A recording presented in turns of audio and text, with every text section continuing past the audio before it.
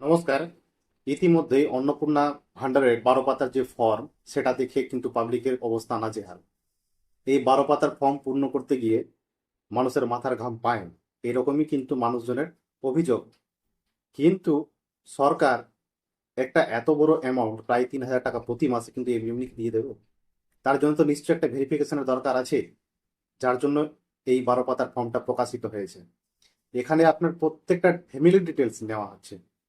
আপনার ফ্যামিলি কতজন মেম্বার আছেন, কতজন সুবিধা পাচ্ছেন, কতজন লক্ষ্মী ভান্ডার পেতেন, কতজন শিল্পী ভাতা পান, কতজন কিষাণ ক্রেডিট কার্ডের সুবিধা পান, প্রায় সব ডিটেলস কিন্তু এখানে আছে। কারণ এই ডিটেলস গুলোর মাধ্যমে সরকার চাইছে পুরোপুরি ছাঁকুনির মতো করে বেছে নিতে, যারা একমাত্র পাওয়ার যোগ্য তাদেরকে দেওয়া হবে, বাকিটা কিন্তু এক্সক্লুড করার মানসিকতা কিন্তু রয়েছে। এর আগে মহারাষ্ট্রে 2024 সালে মহারাষ্ট্র সরকার কি করেছিল, যেখানে টোটাল বেনিফিশিয়ারি ছিলেন লাডলি বেহেন যোজনা বলে একটা যোজনার মাধ্যমে 2,44,00,000। সেখানে যখন ভেরিফিকেশন করা হয়, সেই ভেরিফিকেশনের পরে সেখানে প্রায় 69 লক্ষ নাম বাদ যায়, এবং সেখানে সেই সংখ্যাটা এসে দাঁড়ায় 1,77,00,000। ঠিক সেম ভাবে পশ্চিমবঙ্গেও বর্তমানে বেনিফিশিয়ারি হচ্ছেন 2,20,00,000।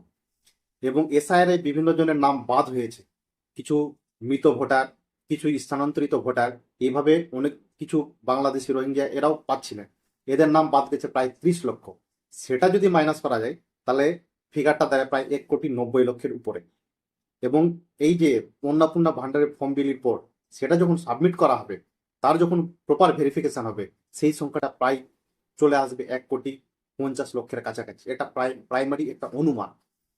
এই কারণে এই ফর্মে এতগুলো কলাম দেওয়া আছে, এতগুলো জায়গা রাখা হয়েছে, যাতে মানুষ প্রপার সুবিধা পায়। যারা পাওয়ার যোগ্য তারাই পাক, বাকি যারা পাওয়ার যোগ্য নয়, বা একই ফ্যামিলিতে 5জন 6জনও পাচ্ছেন, সেই জিনিসগুলো কিন্তু প্রত্যেকটা জিনিস খুঁটিয়ে দেখা হবে। এই জন্য এতগুলো কলাম আছে। কিন্তু যদি আমাদের সুবিধা নিতে হয়, তাহলে ফর্মটা ফিল আপ করতেই হবে, এবং ফিল আপ করে জমাও দিতে হবে। এছাড়া কোনো উপায় নেই, কেন সরকারের সেটাই নির্দেশ।